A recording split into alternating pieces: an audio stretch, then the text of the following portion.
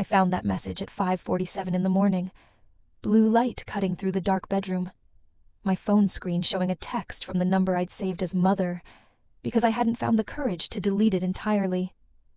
The words were short, but they had weight. "We know where you are."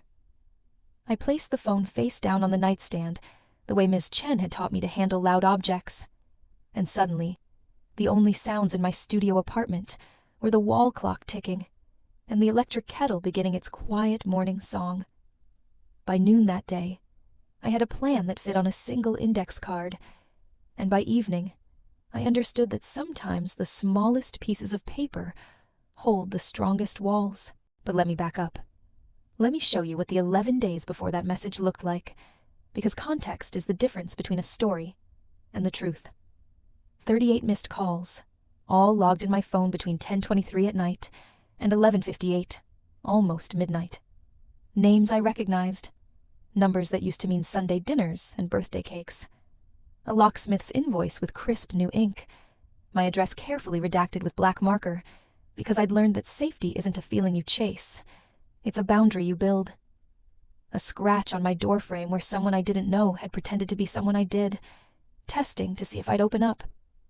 And then the document that changed everything, the one that smelled like fresh toner and bureaucratic relief. A restraining order, with that beautiful word filed stamped in the upper right corner, Maricopa County Superior Court. The stamp is plain and ordinary as oxygen, and just as necessary once you realize you've been holding your breath for years. This wasn't an ex-boyfriend. This wasn't a stranger from the internet. This was my parents, and I was 31 years old, and I was just beginning to understand what it meant to exhale. The day before that 5:47 a.m. message arrived, I had sent an email. I titled it the only honest way I knew how. Meeting terms, relationship not access. Inside that email, I offered 3 options. Panera Bread, the one on Camelback Road, noon, Tuesday or Thursday of the following week. 20 minutes exactly. Public place only. I wrote out the purpose in a single word. Check-in. I added 2 rules that felt both generous and impossible. No history, meaning we wouldn't excavate the past. And if voices rise, we pause, meaning if anyone started yelling or crying or manipulating, we'd stop the meeting and try again in 14 days. I offered them sentences that were simple enough for a child to understand, and a structure rigid enough that my lawyer would approve. You see, I had learned the hard way, through therapy sessions that cost more than my grocery budget, and midnight panic attacks that felt like drowning on dry land, that love without logistics turns into weather. It becomes this unpredictable, uncontrollable force that batters you around, and you spend all your energy just trying to stay upright instead of actually living your life. That morning, the morning of what I'd started calling Decision Day in my journal, I stood in front of my bathroom mirror and practiced 3 sentences. I must have said them 24 times, watching my mouth form the words, listening to my voice stay steady, even when my hands wanted to shake. Safe. I'm protected, and I have systems in place. Boundary. I'm working and documenting everything. We can meet in public spaces only. Response. I don't argue on the phone or at my door, period.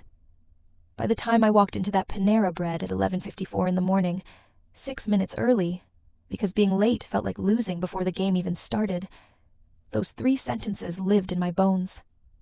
I chose a table near the window where I could see both the front door and the clock on the wall, because my therapist had taught me that people healing from control need to see their exits and their time limits. I laid my index card on the table between the salt shaker and my water glass, and that card had my 3 sentences written in blue ink, simple and clear. I wasn't inviting a rescue. I wasn't begging for understanding. I was setting terms. If they showed up and followed the structure, we'd use those 20 minutes. If they didn't show up, the clock would still be mine. The boundary would still hold, and I'd go home and make soup like Ms. Chen taught me, because soup is what you eat when you need to mother yourself. People like to tell you that family is a feeling, this warm and fuzzy thing that lives in your heart and transcends all difficulties. but sitting in that Panera Bread in Phoenix, Arizona, on a Tuesday in March. I learned that family is also a form. It's a structure you either build intentionally or inherit accidentally. And if the inherited version is trying to kill you slowly, you have the right to file new paperwork. That filed stamp sitting in the upper right corner of my restraining order became my favorite piece of art. I didn't frame it, though part of me wanted to. Instead, I slid it into a clear plastic sleeve in what I'd started calling my proof folder, which sounds dramatic until you need one, and then it sounds like salvation.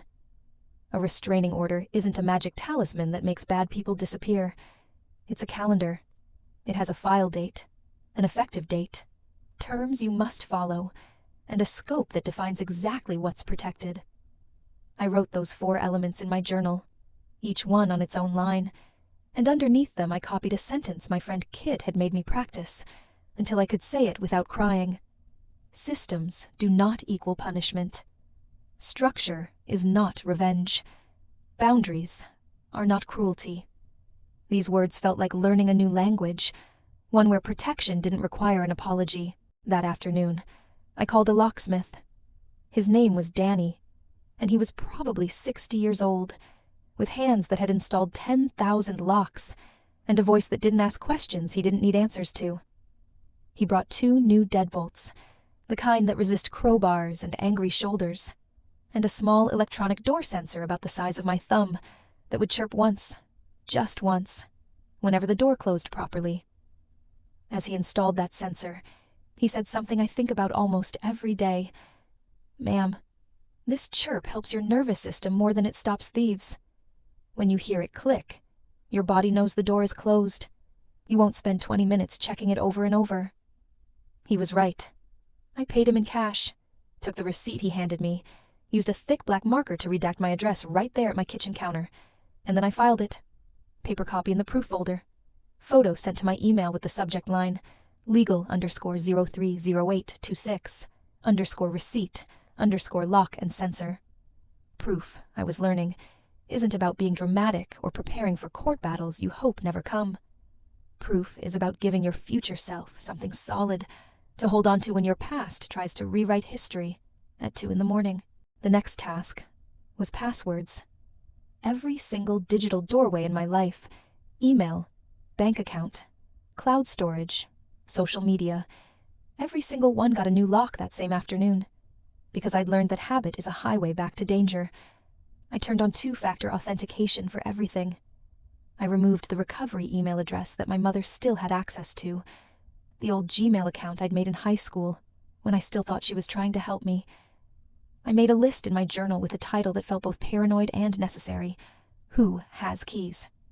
I divided it into 2 columns, metal and digital, and I listed every person who had any form of access to my life.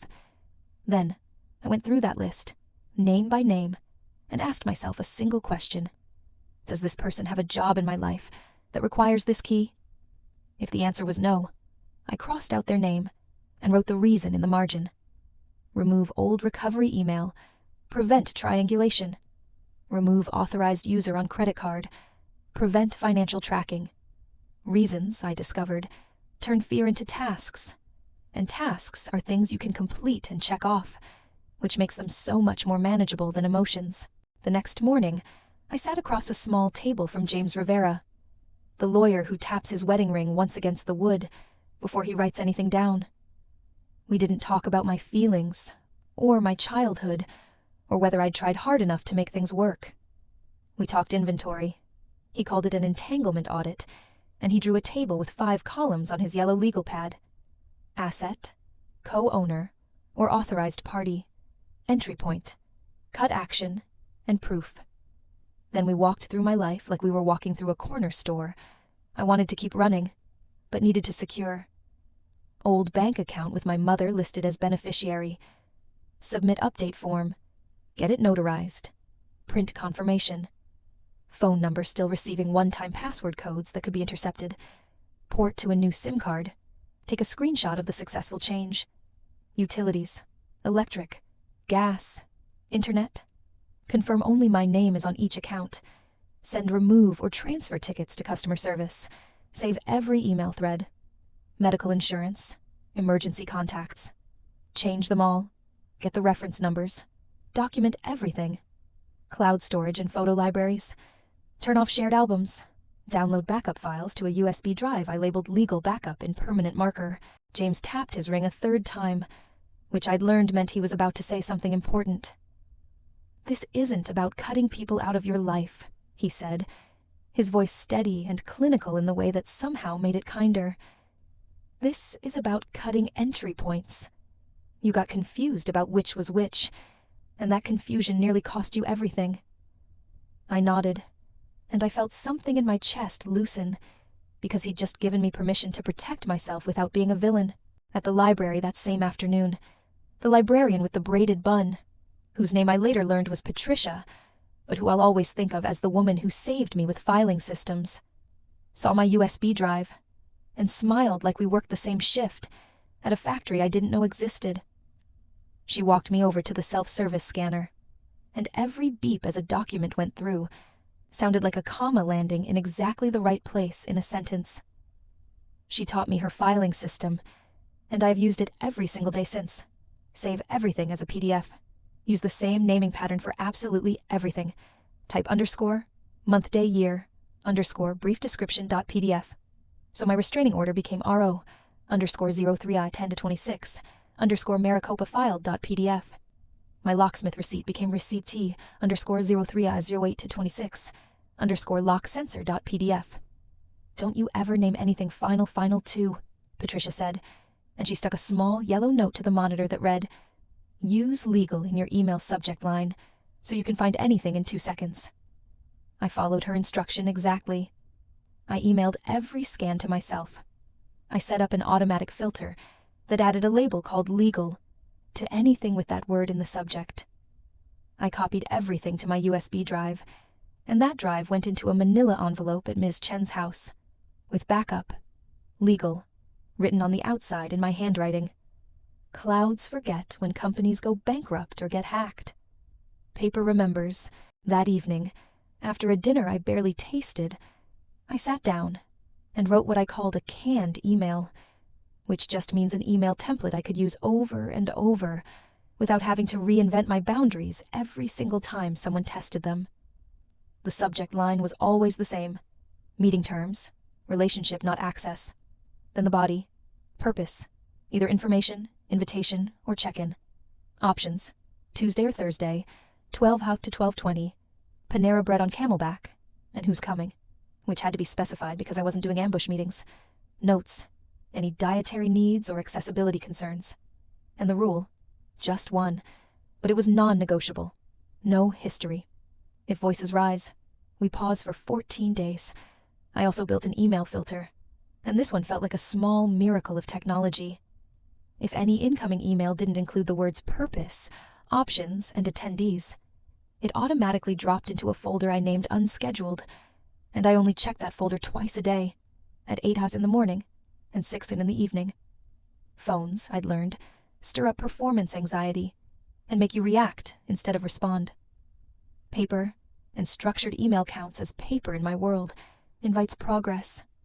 With that filter running quietly in the background, my phone stopped being a weapon someone else could use against me and became just a clock again. In my journal that night, I drew a box around 3 steps Miss Chen had drilled into me over dozens of conversations on her porch. 3 steps that had saved me from turning every difficult conversation into a full-scale emotional disaster movie. Step 1, short mouth, meaning I only said 1 sentence out loud, my safe boundary response, and nothing more. Step 2, long hand, meaning I wrote everything else down in a text message or email with a timestamp, so there would be a record. Step 3, leave the stage, meaning if voices started rising or anyone started manipulating, I would physically remove myself and start a timer, either 14 days for a first violation or 30 days if someone escalated with threats or Kunfa emails copying relatives. I even recorded a 30-second voice memo on my phone for the women who would eventually message me at 2 in the morning after seeing my story online, women who were where I used to be. In that memo, I said, "I'm safe. I'm working. I don't argue on the phone or at the door. Schedules, not storms. After any late-night call or surprise visit, I implement a 14-day pause automatically. Pivot everything to paper. Please email logistics. I'll reply within 24 hours. My friend Kit, who I'll tell you about in a minute, watched that video on her phone during her break at work, and she said 2 words that meant everything in her particular language. It's usable. Coming from Kit, that was the same as someone else saying, "I'm proud of you." I ended that long, exhausting, strangely hopeful day by closing loops, which is something Ms. Chen taught me about how to maintain relationships with the people who actually help you. I sent 3 short messages, and each one included a specific outcome, because people need to know their help worked. To James the lawyer, beneficiaries and contacts updated on all accounts. Confirmation PDFs attached to this email. Thank you. To Patricia the librarian, label rule works perfectly. I found a file in 2 seconds this morning. To Danny the locksmith, sensor ping tested successfully at 9:17 last night. Installation is solid. Appreciate your work. These little messages, these closed loops, they're like the buttons on a shirt that keep it from flying open when the wind picks up. They seem small until they're not there, and then you realize they were holding everything together. The small lesson I wrote in the margin of my journal that night, in the space where the ink always smudges because I'm left-handed and impatient, was this: safety is logistics, not argument. I had spent the first 30 years of my life trying to persuade people who didn't want to hear me. I had made passionate speeches. I had cried and begged and explained my feelings in minute detail. I had sent long letters. I had tried everything except the one thing that actually worked, which was treating safety like a project plan instead of an emotion. That one-beat chirp from the door sensor did more for my nervous system than any perfectly crafted monologue ever had. Before I got into bed that night, I walked over to my door and opened it and closed it one more time, just to hear that chirp. The apartment seemed to take a long, even breath, as if it too had learned a new way to be quiet. On day 11, an email arrived.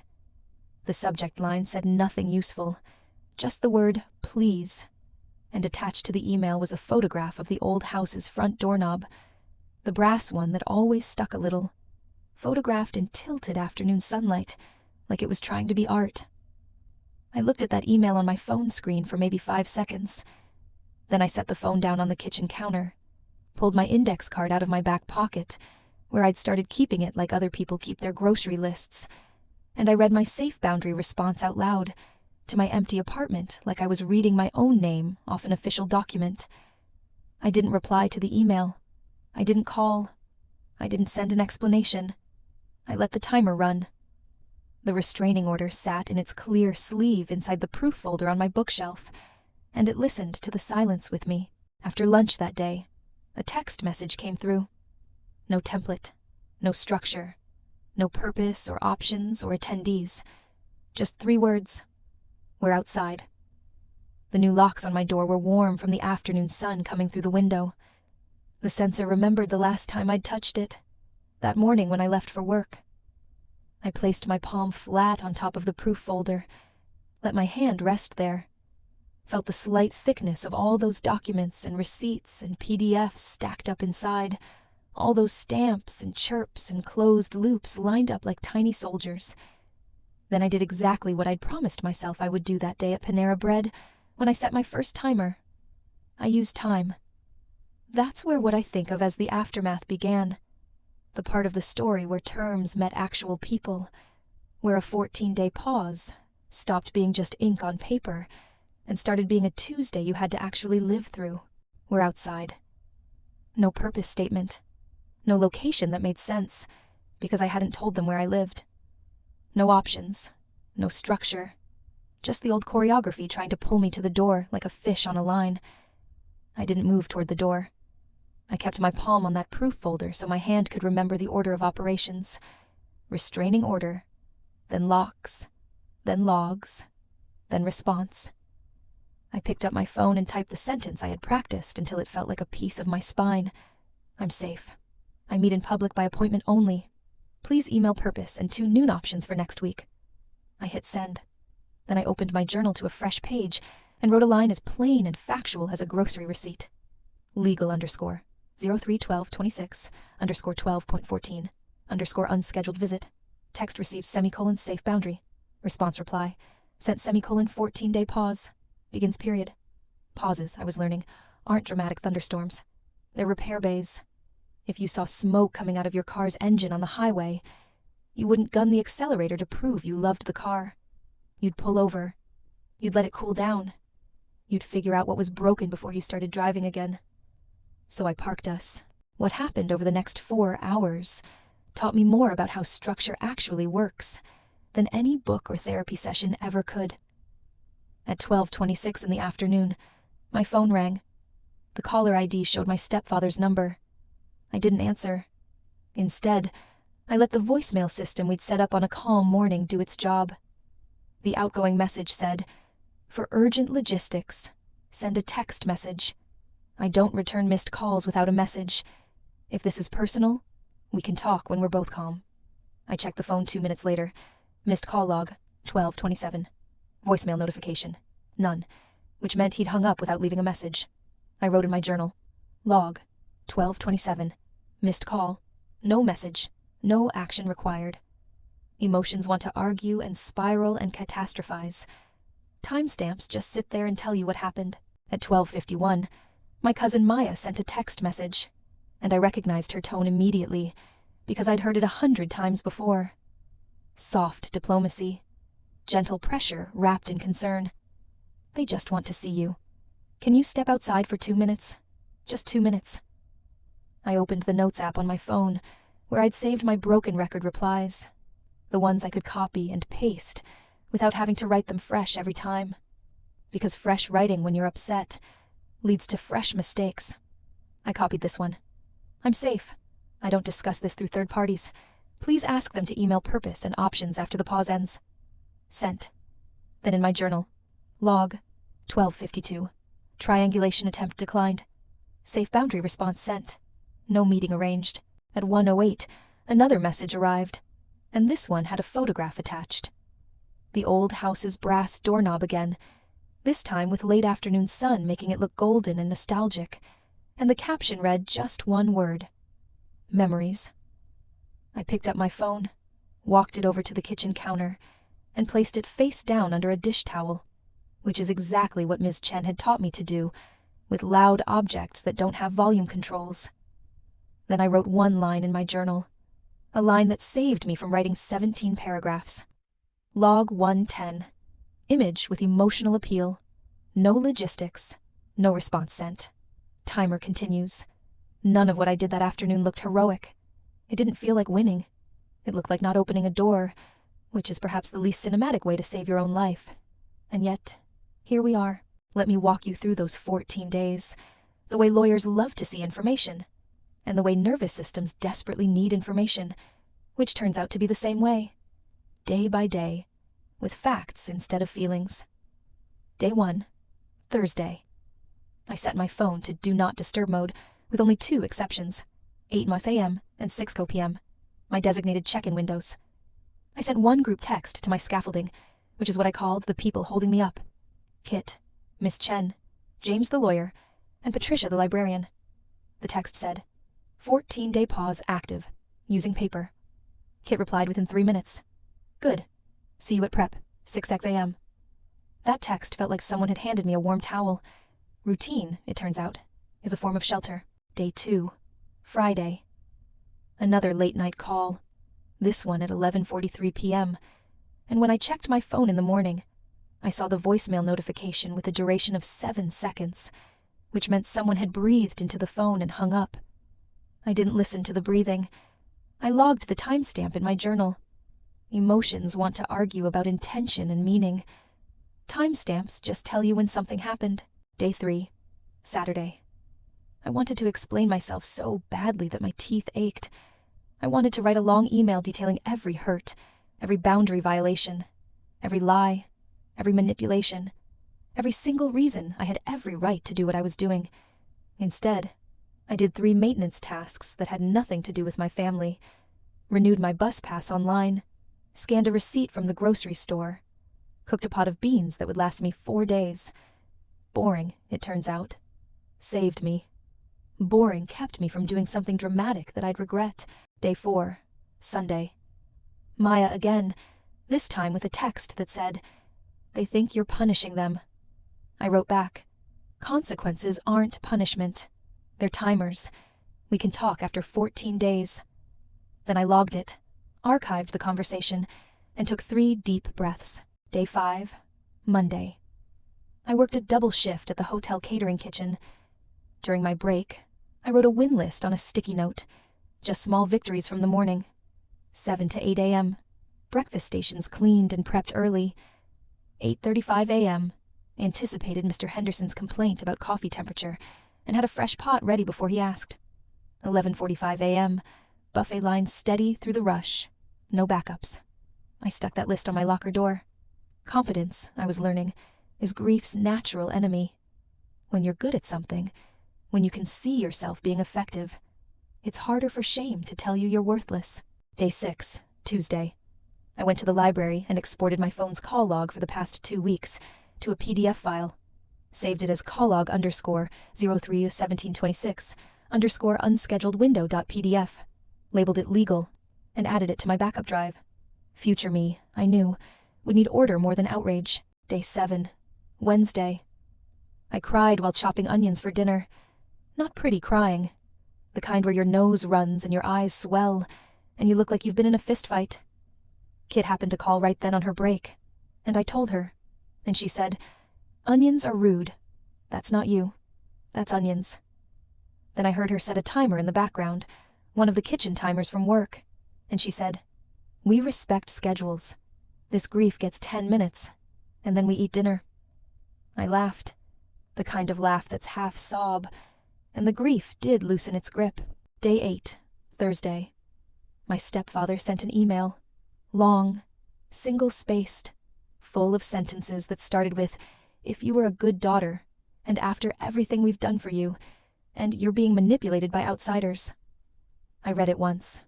I didn't respond to each point. I didn't write a rebuttal. I opened my proof folder and made one entry in my log. Escalation. No logistics.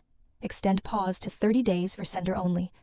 Then I copied the email to a file called email _ 03/1926 _ stepfather _ escalation.pdf. Clarity, I was discovering, is a kindness you give yourself. Day 9, Friday. Ms. Chen's porch in the evening, soup cooling between us in ceramic bowls. We practiced saying no out loud, without adding an essay afterward. She'd say, "Can I ask you about Christmas plans?" And I'd say, "Not this week," and stop there. She'd say, "Did you think about what I said last time?" And I'd say, "That doesn't work for me," and stop there. She'd say, "I really need your help with something." And I'd say, "No, and I wish you well," and stop there. My mouth was learning new furniture, new shapes it could make that didn't require justification. Day 10, Saturday. The locksmith, Danny, sent me a text to check in about the sensor. I replied, "Sensor ping tested at 9 to 17 last night. Installation is solid. Appreciate your work." Then I saved our text conversation thread as legal _ 03/2026 _ service confirm .pdf. Paper, I'd realized, is like a weather app for legal storms. You might never need it, but when the sky turns dark, you're really glad you were paying attention. Day 11, Sunday. The please email with the doorknob photo. I've already told you about that one. I didn't answer nostalgia with access. I answered with time, with silence, with letting the pause do what pauses are designed to do. Day 12, Monday. A coworker named Elena asked if I could help her practice for her U.S. citizenship interview. We were on break, sitting in the back hallway near the ice machine, and she had flashcards. We ran through questions. How many amendments does the Constitution have? 27. What is the supreme law of the land? The Constitution. We did this between ticket bursts, between moments when the printer jammed and we had to restart it. Joy, I noticed, returned like a well-trained dog. It had been gone for a while, but when I called it by showing up for someone else, it came back. Day 13, Tuesday. I sat at my kitchen table after work and drafted what I called my reset template, which was an email I'd send on day 15, when the pause officially ended. It said, "The 14-day pause has ended. If you'd like to meet, please reply with purpose and 2 noon options for next week at Panera Bread on Camelback Road. If voices rise during any meeting, we'll pause again for 14 days. I saved this as a draft, so I wouldn't have to write it when I was tired or emotional. Day 14, Wednesday. At 9 us in the morning, I sent that reset template to my mother's email address. Then, I put on my walking shoes and went for a 40-minute walk around my neighborhood, letting the day be ordinary on purpose. I didn't check my phone. I didn't rehearse speeches. I just walked and noticed things. A dog barking at a palm tree. A woman watering her cactus garden. A kid riding a bike with training wheels. His father jogging behind him. Ordinary, I was learning, is a gift you give yourself. 2 days later, day 16 of this whole experience, at 7:52 in the morning, a message arrived in my inbox, and when I opened it, I actually felt my shoulders drop about 2 inches. The subject line said, "Check-in, purpose and options." The body of the email said, "Purpose, check-in, options, Thursday or Friday next week, 12:09 to 12:20, Panera Bread on Camelback Road, attendees, mom only." It wasn't an apology. It wasn't a manifesto. It wasn't a guilt trip or a love bomb. It was logistics. It was structure. It was an adult human being using the template I'd provided. I chose Friday and replied with my standard safe boundary response guardrails, plus 1 clear end time. Then I opened my journal and drew a tiny star next to this entry, because grown women are allowed to put stickers on their data. Legal, _032826, _0752, first correct ask received, Friday 12 Tion, meeting scheduled period. It would be so satisfying if I could tell you the story stayed tidy from there, all neat corners and happy endings. It didn't. That same afternoon, my stepfather sent a second email, longer and louder than the first. He copied 3 relatives on it. He threatened to show up at my workplace if I didn't show some respect. The email had that particular flavor of rage that masquerades as righteous concern. He got the timer. 30 days instead of 14, because this was escalation, and I had promised myself early on that I would not train people that raising their voice or expanding the audience would get them faster access. I didn't announce the 30-day pause to him. I didn't send a speech about consequences. The terms card I'd created already had the math built in. I logged the start time in my journal. I saved the email as email _032826 _stepfather mass email escalation.pdf, and then I went back to work. Holding the line, I was discovering, does not require a parade. Let me tell you about keys. The first keys on my key ring were metal, the traditional kind. Kit's office at the hotel had given me a key, so I could pick up my schedule after hours. Ms. Chen's house had a key under a flower pot that she told me about one evening when we were shelling peas, casually, like it wasn't a big deal to give someone access to your home. And then, the jangly pair from my own lease, apartment key and mailbox key. For a long time, I kept thinking that safety would always look like brass, like something you could hold in your hand. It took me months to notice that the keys I reached for most often, the ones that actually opened doors and kept me protected, didn't live on a hook by my apartment door. They lived in my mouth, in my proof folder, and on my calendar. They weren't pretty, but they worked. I started calling them my key ring anyway, my real key ring, so I'd stop treating them like luck or personality and start treating them like tools I could deliberately use. Key number 1, safe boundary response. This was the boundary key. It fit any door that tried to swing open without hinges, meaning any attempt to access me without structure. Porch visits, midnight calls, text messages from cousins trying to triangulate, emails with no purpose or options listed. When my phone lit up with, "We're outside," I didn't improvise a speech. I turned this key. Safe, I'm protected. Boundary, I meet in public by appointment only. Response. I don't argue on the phone or at my door. Period. Sometimes the specific verbs changed depending on context. I'm studying. I'm on shift at work. I'm checking messages at my designated windows, 8 news a.m. and 6 news p.m. But the fundamental cut stayed exactly the same. The more I used this key, the smoother it turned in the lock. People didn't become kinder on cue. I became consistent. That was new. Key number 2. Zero-based budgeting. This was the money key, though it didn't actually open bank accounts. It opened hours. Let me explain. On Friday nights, when I got paid, my tips hummed in my pocket, like they wanted to become a whole new life, like they wanted to solve every problem at once. Before I learned this system, I would have spent that money on whatever felt urgent, or whatever made me feel generous, or whatever I convinced myself I deserved. But the grid I learned from Kit answered before the story even started. Every single dollar got a job before it got a plot. The categories were always the same: travel, meals, utilities, housing, legal, emergency, and small joys.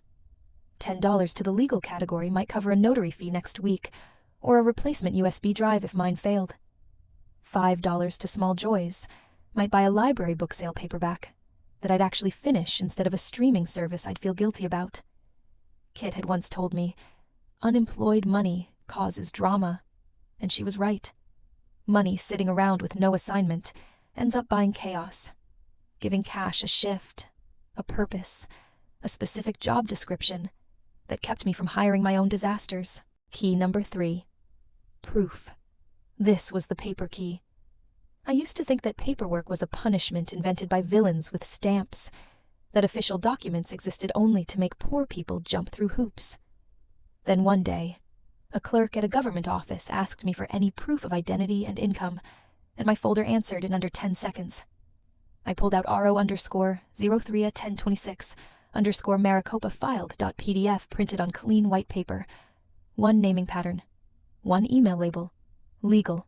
One backup on a USB drive in an envelope at Ms. Chen's house. Paper didn't care about my feelings, which sounds cold until you realize that's actually merciful. Paper let the room behave, even when my nerves couldn't. Paper turned he said, she said into here's the document. Key number 4. Loops. This was the community key. The way it worked was simple. Show up, ask small, report back. I stopped trying to impress people into helping me. I stopped auditioning for the role of most grateful recipient. I started closing loops instead, which meant sending a message after someone helped me that included the specific outcome of their help. To Patricia, the librarian. Used the label system. Found the file I needed in 2 seconds. Thank you. To Danny, the locksmith. Sensor ping tested at 9:17 last night. Installation is solid. Appreciate your work. To Kit. The grid helped me keep $10 for legal this week. That's going toward a notary appointment. These little messages, these closed loops, they made my name mean reliable instead of urgent. Urgent burns through other people's goodwill like wildfire. Reliable grows goodwill, like compound interest. At work, I lived this out in what we started calling competence trades. The dishwasher, a guy named Marcus who was not the same Marcus as my lawyer, taught me how to stack pans so they'd dry without fighting each other for air. I edited his son's college essay between ticket rushes. Elena showed me her citizenship flashcards, and I shared my vocabulary building system from when I was studying for my own test. Nobody called it mentorship. We just called it making the line faster, making the shift easier, making sure we all got home human at the end of the day. Dignity, I was learning, has a tempo, a rhythm, and when you find people who match that rhythm, you don't need a bunch of emotional speeches about how much you mean to each other. You just keep showing up. Key number 5. Timers. This was the consequence key. Schedules, not storms. 14 days for a surprise visit or a late-night call.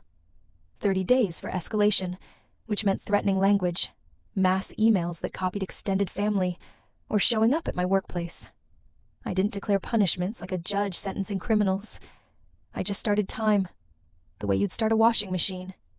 You put the clothes in, you press the button, and then you wait for the cycle to complete. My stepfather's mass email got the 30-day timer without a speech from me, because the terms card I'd already created held the math. Timers felt cold to me at first. They felt unforgiving. But then I started to notice what they actually protected: the possibility of a future conversation. If we couldn't stay respectful in this conversation, if voices rose or manipulations started, we didn't have to burn the whole relationship to the ground. We could rest. We could let the nervous systems calm down. We could try again later, with better tools and cooler heads. You don't wreck something in anger that you might want to rebuild in peace. Once I could feel all 5 of these cuts under my fingers: safe boundary response, zero-based budgeting, proof, loops, and timers, I stopped asking the question that had paralyzed me for years: am I strong enough? Instead, I started asking, which key fits? Strength is loud. Strength is dramatic. Strength makes good movies. But fit, simple functional fit, that's what's effective. That's what actually opens doors. Now let me tell you about villages, because people love to say, it takes a village. Like villages just appear fully formed with street signs and a welcome committee and matching t-shirts. My village didn't look like that at all. It arrived as separate rooms that didn't match. Places that had nothing to do with each other, but somehow all held me up at the same time. Kit's back door at the hotel catering kitchen, the one I could knock on at 5:45 in the morning, when I needed to talk before my shift.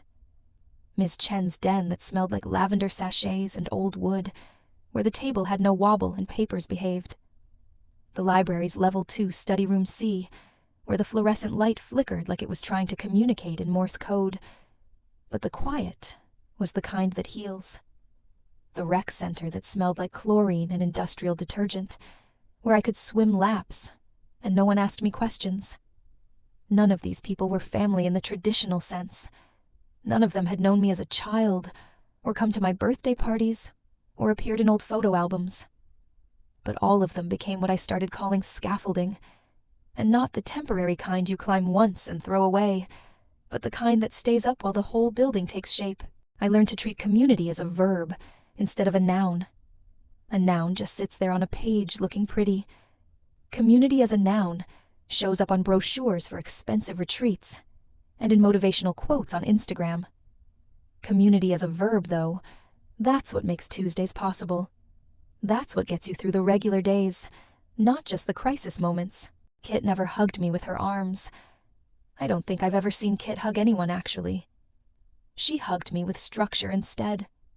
She didn't ask for my whole life story, didn't need to know about my childhood or my therapy sessions or the details of my restraining order. She asked for my station list for the week. She asked whether I could work Tuesday's buffet or needed to protect my Wednesday morning study time. When the shift bid sheet went up and we could all request our preferred hours, Kit shaved 30 minutes off my Wednesday morning start time without me even asking. She just did it and handed me the updated schedule and said, "Protect what works." I started protecting my Wednesday mornings, the way other people protect their rent money, because Kit had given me permission to believe that my education mattered as much as my immediate survival. With Kit, I got to practice what we called competence trades. The dishwasher, Marcus, taught me how to stack the big hotel pans in a specific overlapping pattern so they'd air dry without that gross, stagnant water smell.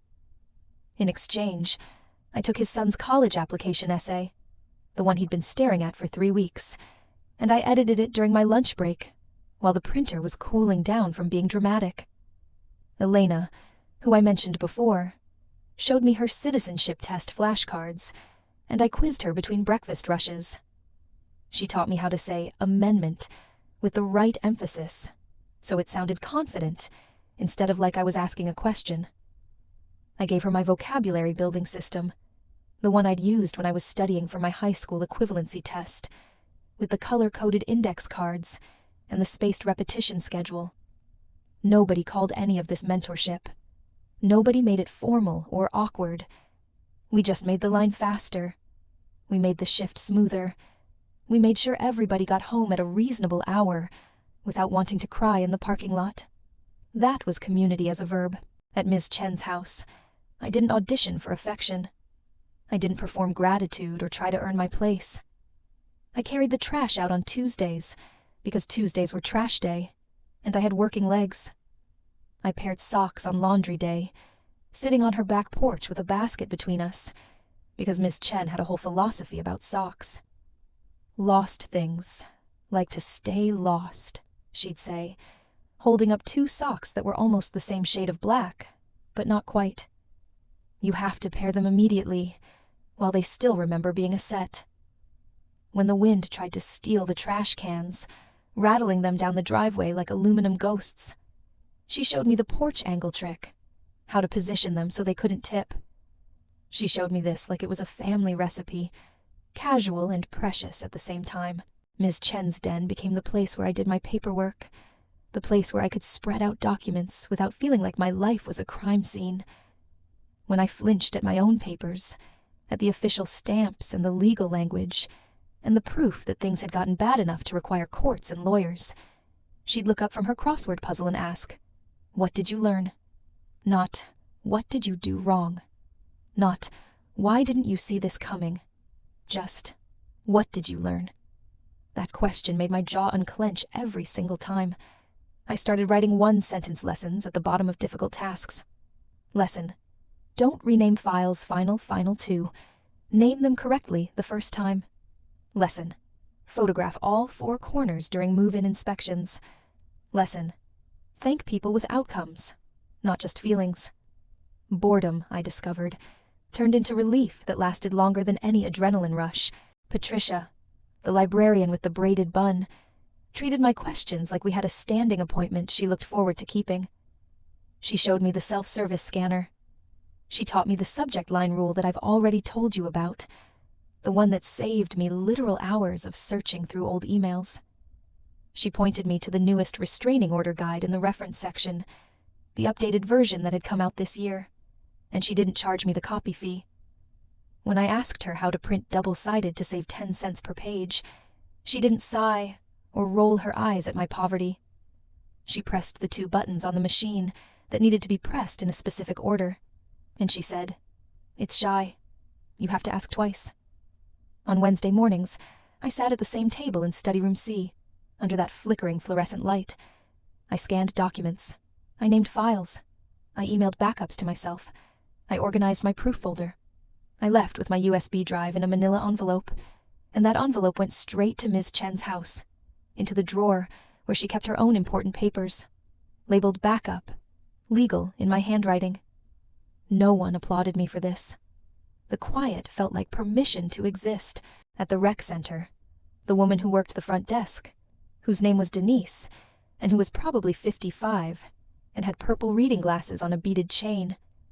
She remembered my locker number by the 2nd week. "Towel in the bin, lock on 22, she'd say as I walked in, flipping the key tag like a magician doing a card trick.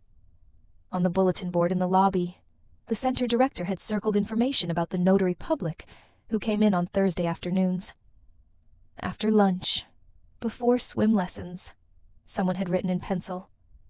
I took a photo of that bulletin board with my phone and filed it under legal_notary hours, because I wanted my future self to have times and places, not just wishes and vague intentions. I learned something at that rec center that I wish someone had told me when I was 17.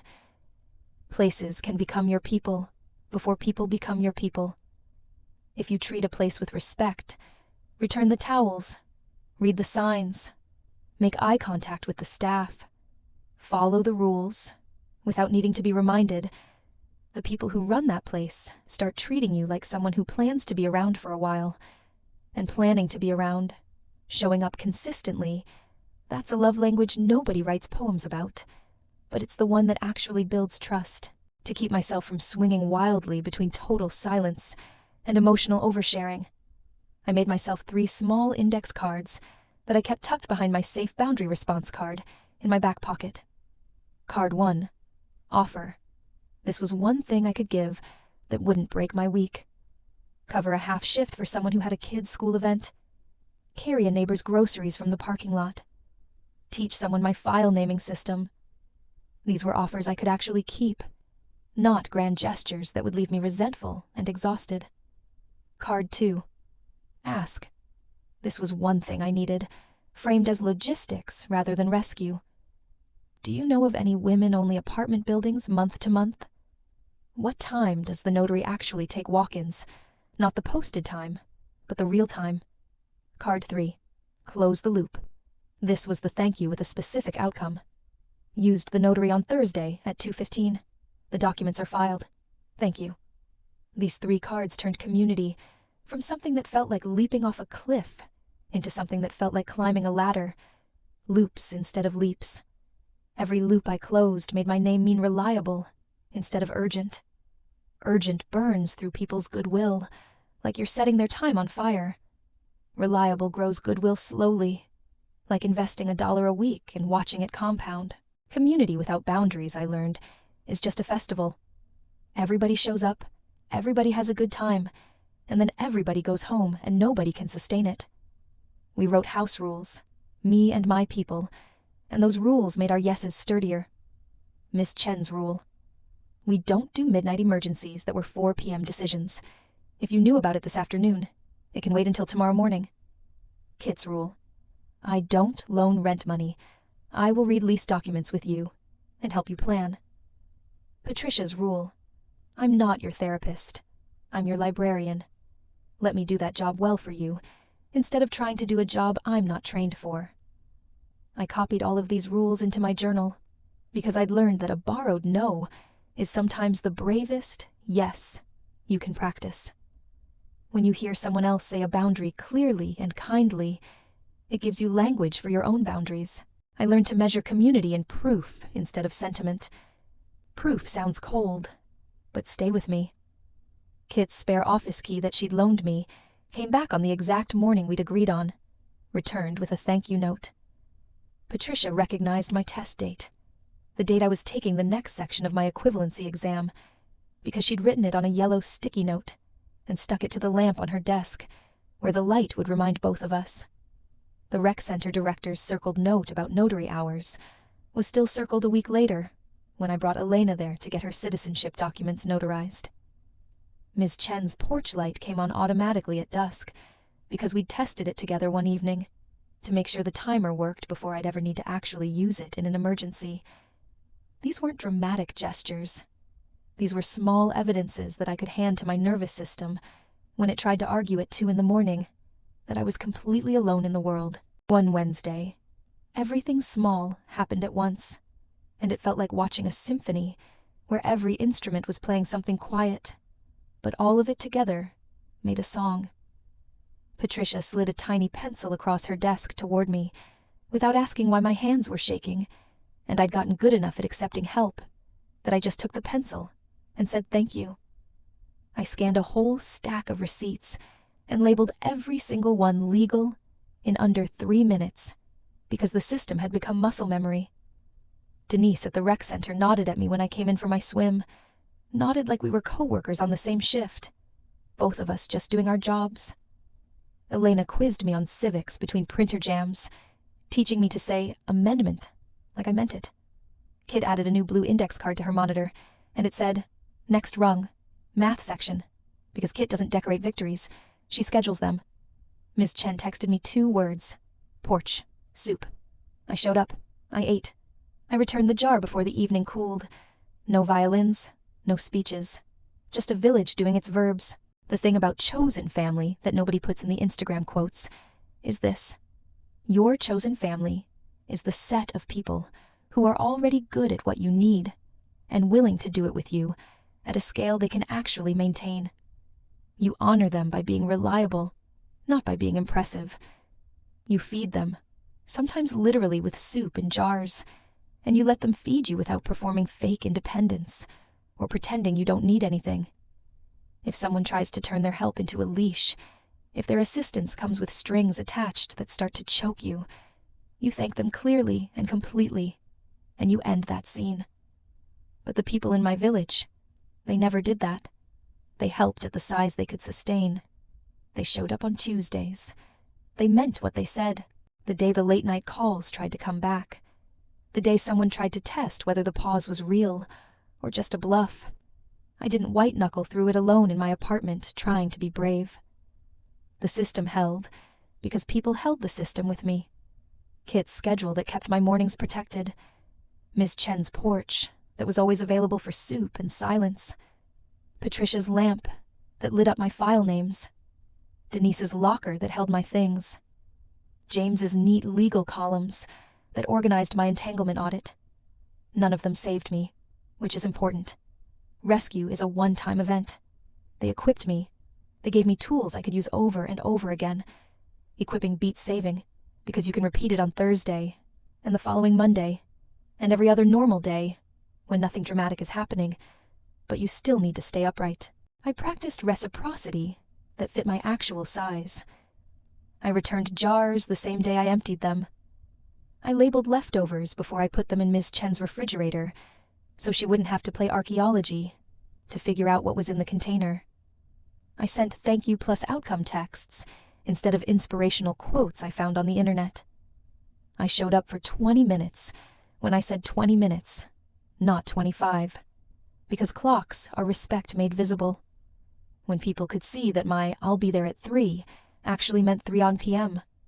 They started to trust my other words, too.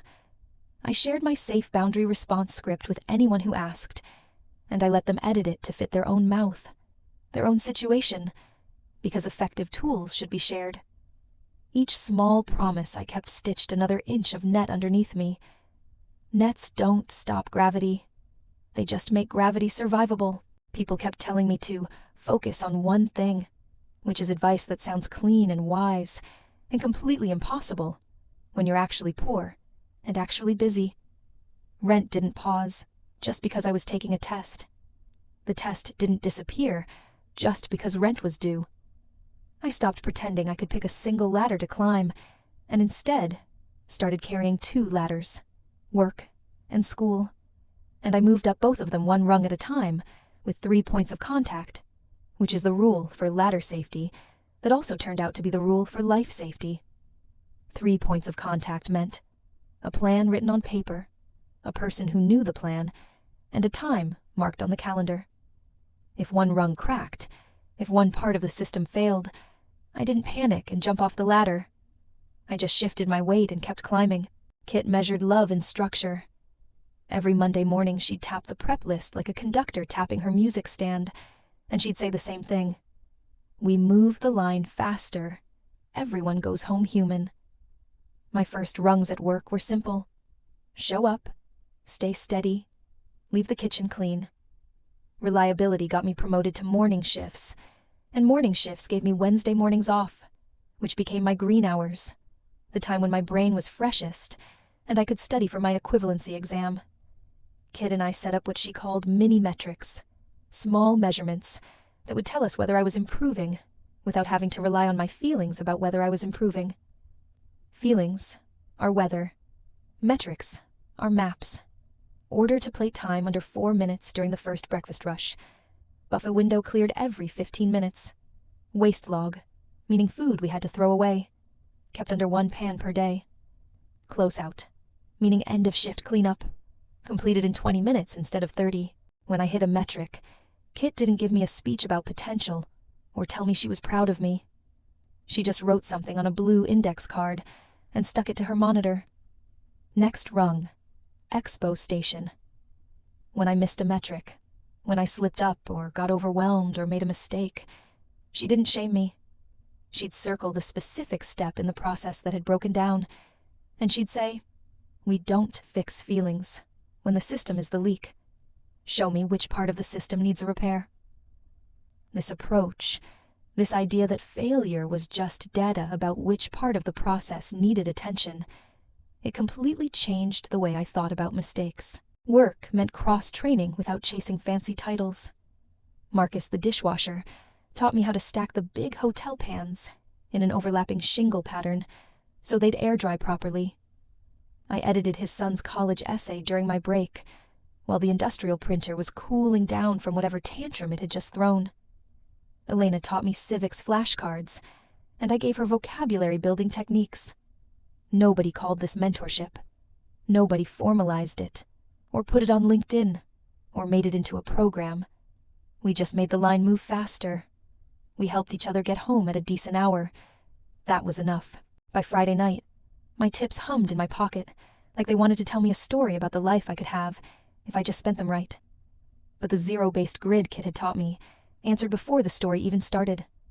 Travel, meals, utilities, housing, legal, emergency, small joys. Every dollar got a job before it got a plot. $10 to legal might cover a notary fee or replace a USB drive. $7 to small joys bought a library book sale paperback that I'd actually finish, not a streaming subscription I'd feel guilty about. I learned that unemployed money just sitting in my wallet without an assignment, causes drama. It whispers about things I can't afford. It makes me feel generous in ways I'll regret. Giving cash a specific job, a shift it needed to work, that kept me from hiring my own chaos. The library had a table in study room C where the fluorescent light flickered like it was sending me messages in code, and Patricia saved me that spot without ever saying she was saving it. Wednesday mornings were my green hours, the time my brain liked best for hard thinking. The high school equivalency exam wasn't one giant monster. It was 4 separate rungs: language and literacy, math, social studies, science. I scheduled language first because I could build momentum there, and success is a better teacher than fear. I studied like a line cook because that was the only model I had. Station prep, pencils sharpened, scratch paper stacked, phone face down, timer set. Recipe, 20 practice questions, then grade my own work like a manager who wanted me to keep my job. Waste log. If I missed a question because I rushed, I wrote tax, rushing in the margin, and I paid that tax by working one problem slowly and correctly. When a test date scared me, when the anxiety tried to convince me I'd fail, I said the date out loud so the room could be a witness. Language exam, April 9th, noon. Patricia heard me say it, and she wrote it on a yellow sticky note and put it under her desk lamp so the light would remind both of us. I made proof of my progress because feelings are weather and weather changes. Email to self. Legal, _ 03/26/26, _ practice. Set B, _ 14 of 20.pdf. Index card. New vocabulary words mastered. One common math trap identified and avoided. Tiny star sticker on my folder for the first practice test I completed, without second-guessing every answer. These weren't participation trophies. These were breadcrumbs I was leaving for future me. Evidence that I was actually moving forward, even when it felt like I was standing still. The day I passed the language and literacy section, I slid the official score report onto Ms. Chen's refrigerator between a recipe for red sauce and a graduation photo of someone's grandchild who wasn't related to either of us. She saw me put it there, and she didn't make a speech. She just tapped the paper once with her wooden spoon and said one word: math. At Kit's office, there was no display, no celebration, just a new blue index card stuck to her monitor that said next rung, math section. That was how my people loved me. In verbs, in next steps, in you're not done yet, so let's keep climbing.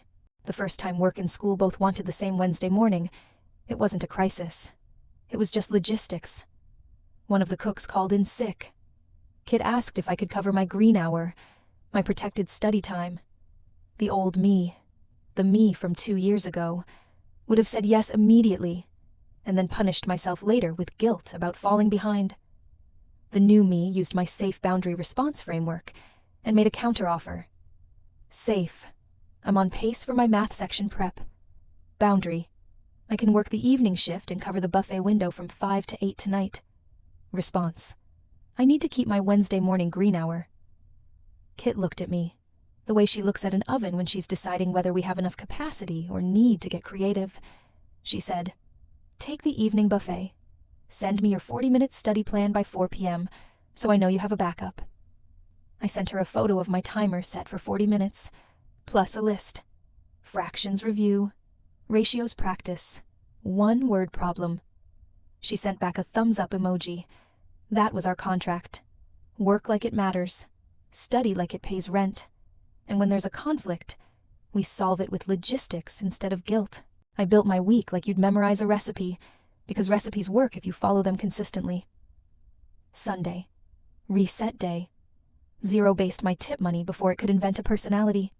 Proof sweep, which meant scan any receipts, label everything legal, email backups to myself, copy everything to the USB drive that lived at Miss Chen's house. Meal prep, so Tuesday couldn't pretend to be an emergency.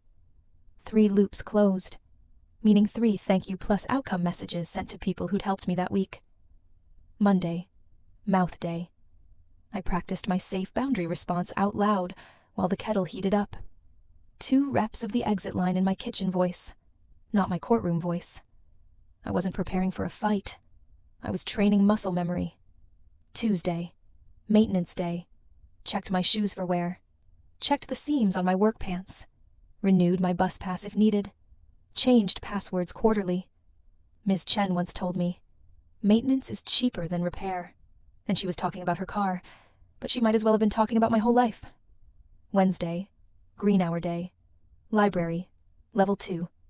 Study room C, practice set, grade it, redo any mistakes slowly. 1 file created with a clean name, 1 star sticker when I didn't second-guess myself. Thursday, 20-minute day. If I had a check-in meeting scheduled, I used my terms card and sent my 3-paragraph summary email by 4 p.m. Friday, money truth day. Tips wanted to buy me a new personality. The grid gave them jobs instead. Small joys stayed micro on purpose. A paperback I actually finished, not a shopping cart I abandoned. Saturday, belonging on purpose day. Return jars the same day I empty them. Offer a shift that fits my size. Ask for a specific time, not a miracle. Chosen family grows where loops close. That was the choreography. The music underneath it was metrics, and metrics didn't judge me. They just told me where to stand. Kitchen metrics. Order to plate under 4 minutes. Buffet window cleared every 15 minutes. Waste log under 1 pan per day. Close out in 20 minutes, not 30. Paper metrics. Find any document in less than 30 seconds. Weekly summary sent to James the lawyer, with file names, not feelings. Boundary metrics. Safe boundary response. Used verbatim at least once before noon on Mondays. Exit line rehearsed twice a week. Triangulation replies copied from my saved templates. Money metrics. $10 employed within 24 hours of receiving it. No orphan cash, hanging out in my wallet causing drama. Study metrics. 1 practice set per week minimum, next rung scheduled before the excitement of the current victory wore off. None of this was heroic. None of this would make a good movie. All of it stacked, week after week, into something that looked like a life. There was a week in late March that I only remember because I named the files. Nobody yelled. Nobody showed up at my door. Nobody sent threatening emails or manipulative text messages. I worked. I studied. I scanned receipts. I slept. I sent 1 check-in summary that read like a receipt. Time, place, terms used. Next Thursday. Quiet hours maintained. I almost didn't file the split check receipt from Panera Bread because the week had been peaceful, and peace makes me sloppy. I filed it anyway. 2 months later, when someone tried to claim they'd paid for my meal as proof that they took care of me, I had a receipt that said otherwise. The folder held the boundary while my mouth stayed kind. One Wednesday, I picked up a phone call outside my designated window. Pure reflex. My hand just grabbed the phone when it rang. My stepfather's voice started a sentence I knew by heart at this point. If you respected your family, you would... The old courtroom feeling grabbed me by the throat, but I caught myself. I used the 1 miss rule I'd written for exactly this kind of stumble.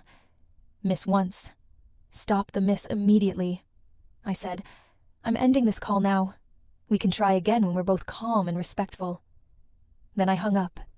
Repair within 24 hours.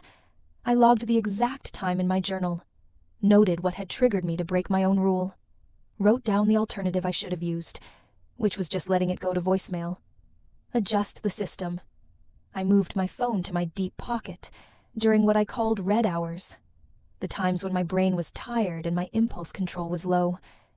I added a visual cue on my kitchen counter, phone under towel, during red hours. Then I wrote 1 entry, legal, _ 0325 to 26, _ 17 Wasadine, _ picked up outside window, ended call, Moved phone rehearsed exit line twice. .pdf. I didn't write a confession. I didn't flagellate myself. I wrote maintenance notes. By dinner, my jaw had unclenched. By morning, the system fit again, when nothing dramatic was happening, when the week was boring and peaceful and ordinary. Shame would try to show up and tell me I was wasting time, that I should be doing something bigger or more important. I answered shame with administration. 10-minute proof sprint. Scan 1 receipt. Export 1 phone log. Send 1 backup email to myself. Offer. Ask close card exercise. Offer to carry a neighbor's groceries up the stairs. Ask the rec center about updated notary hours. Text a thank you plus outcome to someone. 2-minute tidy. Clear the kitchen table using Ms. Chen's method. 2 passes with the wood grain. Corners last.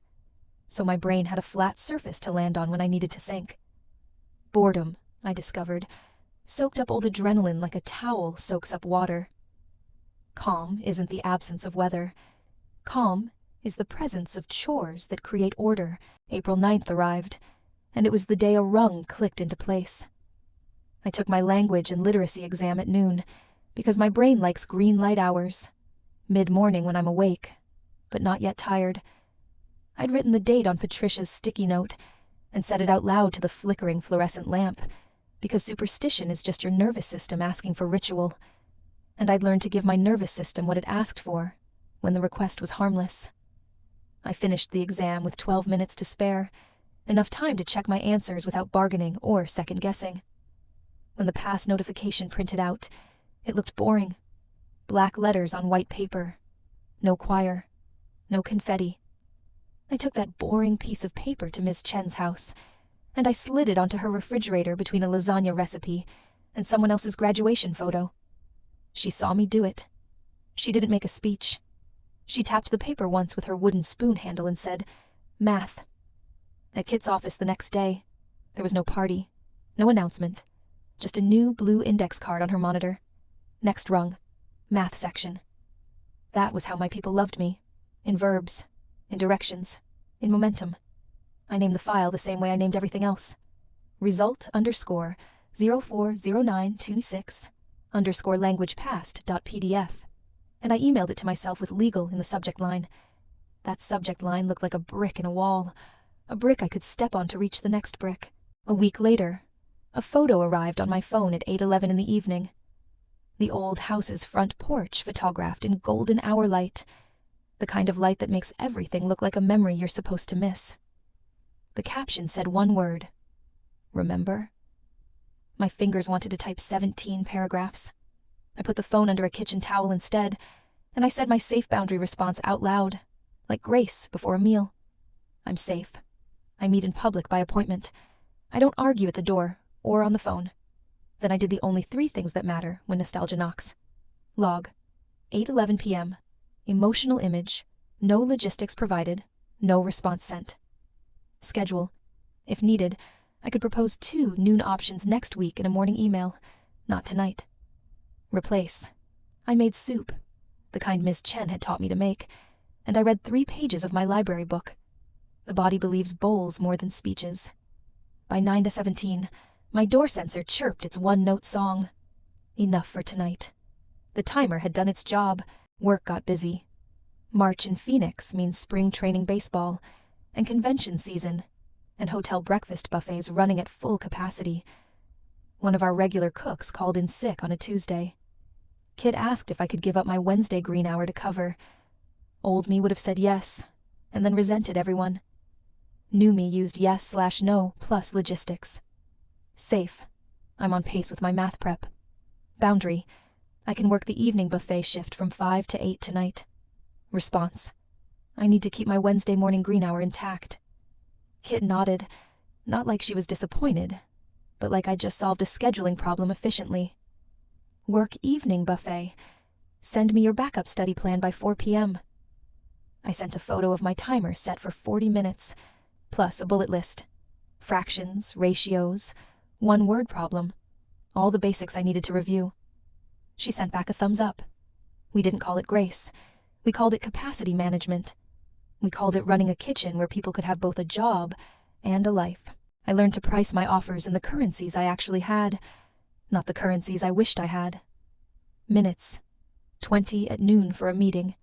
40 in the evening for help with a project. Templates. I could share my safe boundary response script, my 3-paragraph summary email format, my meeting invitation template, my file naming system. Errands. I could help someone scan documents at the library, print out notary information, find a bus route, return a jar. When an ask didn't fit these currencies, it wasn't no forever. It was not what I sell. That phrase, not what I sell, it came from Kit. Someone had asked her to cater their wedding for free because it would be good exposure, and Kit had said, I don't sell exposure, I sell food. The clarity of that sentence, the clean boundary of it gave me language for my own limits. I used to think warmth meant big feelings and bigger speeches, meant telling people you loved them in elaborate ways. Ms. Chen taught me that warmth was mostly predictable heat. A porch light that clicked on at dusk because we'd set the timer together. Lavender sachets tucked into the dresser drawers so the clothes smelled like safety. A soup jar that always came home washed and dried, returned the same day or the next morning at the latest. Warmth wasn't a performance. It was a schedule. Ms. Chen's den smelled like lavender and old wood, the kind of scent that makes your shoulders drop about 3 inches without your permission. The first night I stayed there, during a week when I was too scared to be alone in my own apartment. She handed me a folded index card from the dresser. It said house quiet at the top, and underneath were 3 rules. Shoes by the door, keys in the tray. No midnight emergencies that were 4 p.m. decisions. Mornings belonged to tea and a plan period. That was it. No speeches about family, no emotional declarations. Just 3 rules that made kindness easy to sustain. When I apologized for taking up space, for being a burden, for needing help, Ms. Chen waved a wooden spoon at me like she was conducting an orchestra. Save your sorries for when you actually spill something. Then she handed me a trash bag. Tuesdays are yours. And she showed me the porch angle trick, so the trash cans wouldn't tip over in the wind and rattle back down the driveway like aluminum ghosts. The affection was in the tutorial, not in a hug. If I tried to pay her back with emotional drama, with big feelings and declarations, she'd just hand me a chore. Put your hands on something that gets better when you touch it.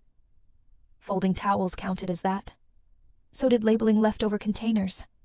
So did returning the soup jar promptly. A jar returned on time meant, I plan to be here tomorrow. That's what maternal warmth felt like in Miss Chen's house. Continuity you could participate in. I had a boundary voice that sounded like a courtroom, all sharp angles and defensive positions. It worked, meaning it kept people out, but it scared me too. I sounded like someone preparing for war every time I had to say no. Ms. Chen had what she called a kitchen voice, and it was gentle, measured, impossible to argue with because it didn't invite wrestling. We practiced mine over tea until the sentences could hold their own weight without armor. She'd tap the counter with one finger and say, kitchen voice, try this. Yes or no, then logistics. So I did. I don't decide at the door. Yes to a public check-in Tuesday at noon. Would you like to put that on your calendar? No to lending money. Yes to reading the lease with you at the cafe and helping you make a budget. I'm off the grid until 6 p.m. If it's logistics, send an email and I'll answer within a day. Same boundary, warmer edges. The words didn't beg to be liked. They just offered a doable alternative and then rested. The first time I snapped at Ms. Chen, nothing dramatic, just the kind of sharp tone that cuts a little. She kept stirring her pasta sauce and said, try again with your Tuesday mouth. Not scolding, not punishing, an invitation. I took a breath. I tried again. Then she did something my childhood had never taught me. She made her own repair attempt without turning it into a ceremony. My tone was bossy just now. I'm practicing too. We didn't hold court. We didn't process it for 45 minutes. We just moved on. Warmth, I learned, wasn't about never hurting each other. It was about knowing how to fix small tears before they became big rips. I didn't always have Miss Chen's kitchen available. Some nights, It was just me and my studio apartment, and a door sensor that went tick when the latch caught. Those nights, I started mothering myself with 5 cues I could duplicate anywhere. Light, porch lamp on a timer so I'd never come home to total darkness, desk lamp for studying, phone face down at night so the blue light couldn't hunt me. Food, something warm in a bowl I could hold in both hands, because soup beats speeches every time. Touch, soft t-shirt, fresh sheets once a week, a towel over my shoulders while I practiced my safe boundary response out loud. Voice, the kitchen voice, short lines, no auditions for approval. Timer, start time, end time, alarms that meant enough. Warmth without a timer is just weather, unpredictable and uncontrollable. Timer without warmth is winter, cold and punishing. Together, they felt like mothering. On the worst evenings, the ones where an email arrived with just the word please in the subject line, I ran a 20-minute ritual that didn't care how I felt about myself. Minutes 0 through 5. Write my safe boundary response on paper and say it once out loud. I'm safe. I'm working. I don't argue at the door or on the phone. Minutes 6 through 10. Feed. Present me something warm, even if it's just toast. And assign $10 for my tip money to specific jobs. Legal, travel, emergency, small joys. Minutes 11 through 15. Make 1 piece of proof. Scan 1 receipt. Export 1 log. Send 1 backup email to myself with legal in the subject line. Minutes 16 through 20. Send 1 thank you plus outcome text to 1 person who helped me this week. Close 1 loop.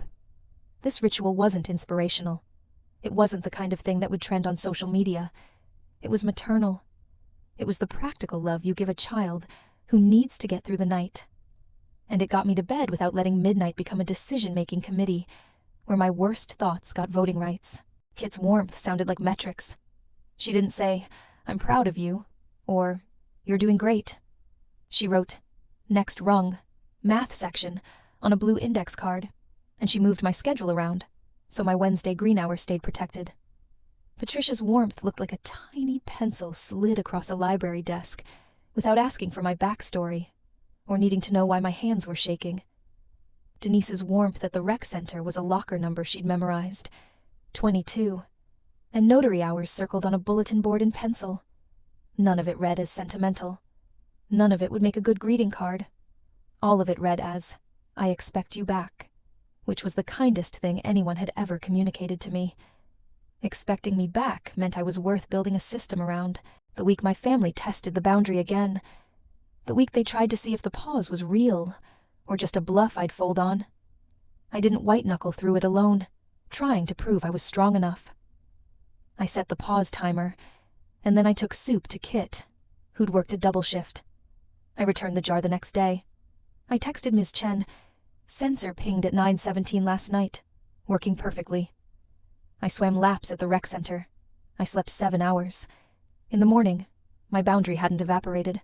It hadn't required constant vigilance or emotional energy to maintain. Warmth had let my nervous system stop negotiating with the past. The timer did the parenting, so my mouth didn't have to keep explaining.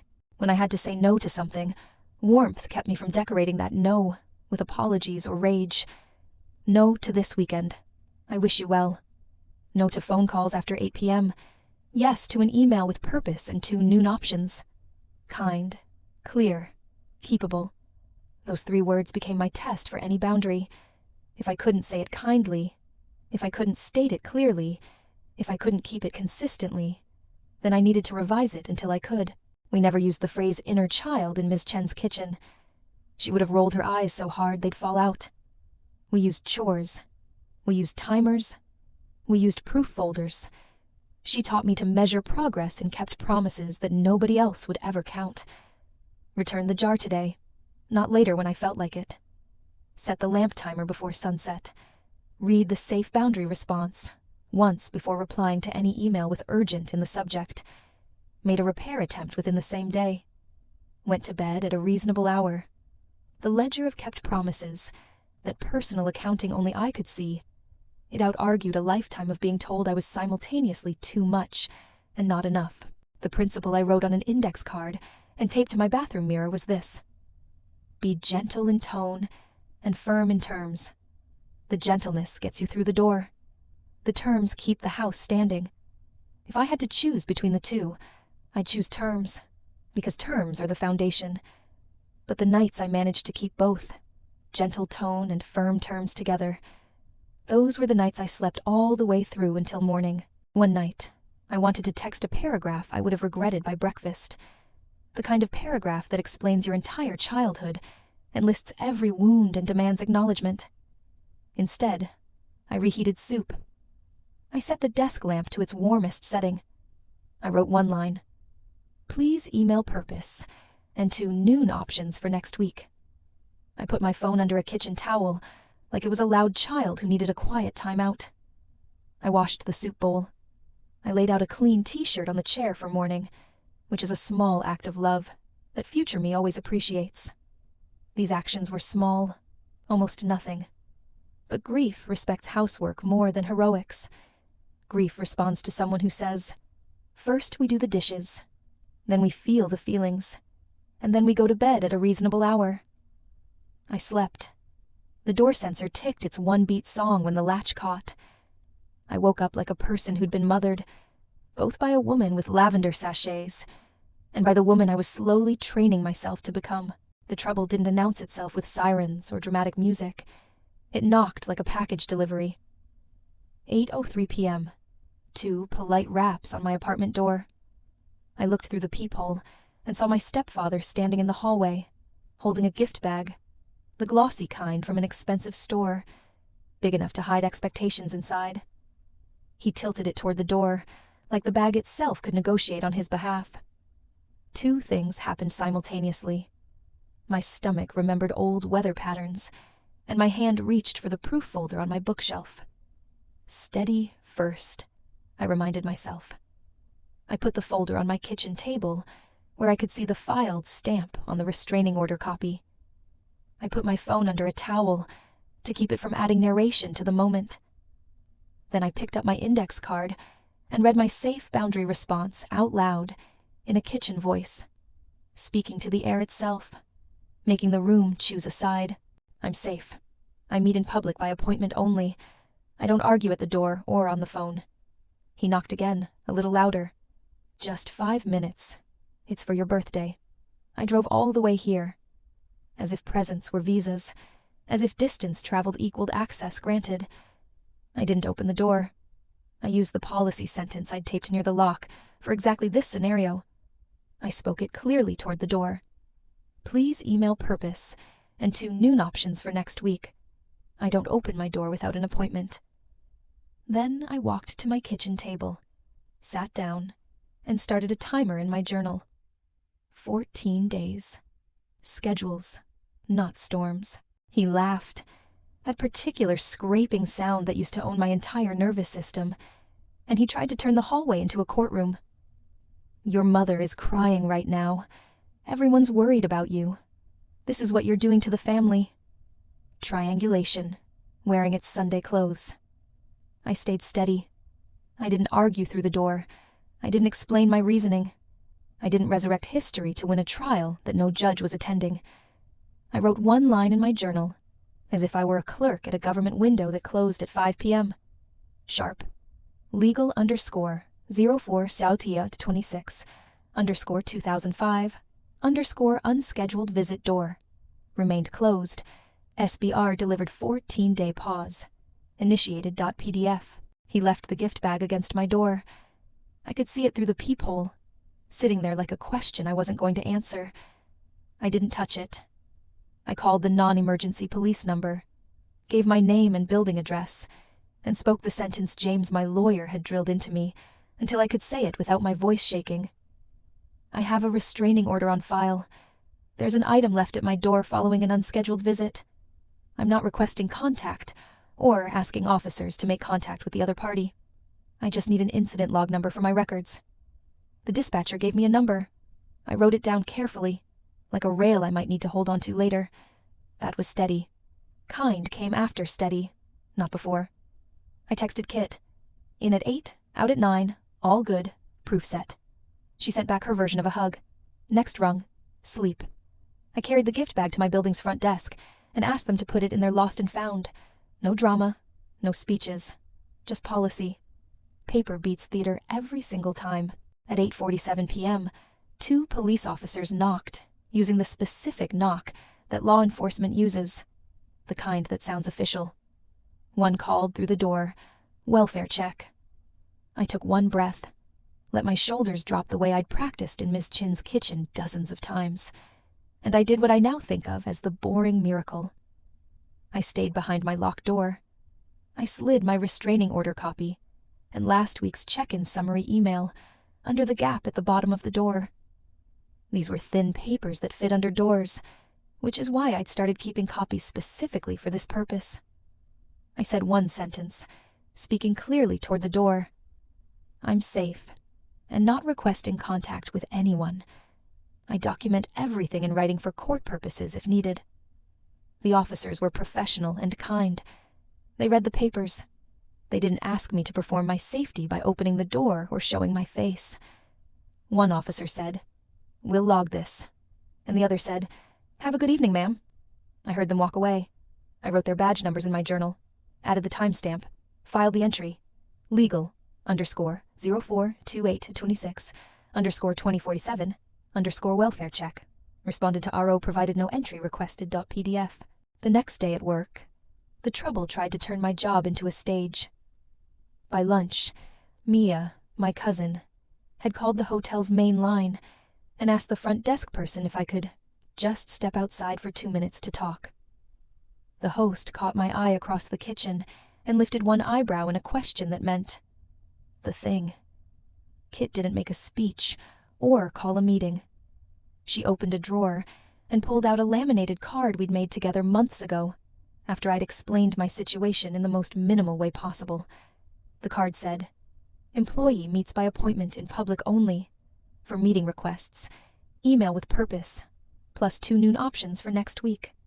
No doorstep or workplace discussions. Thank you." Kit handed it to the host, and the host took it to the front desk. And that was that. I didn't have to hear what was said.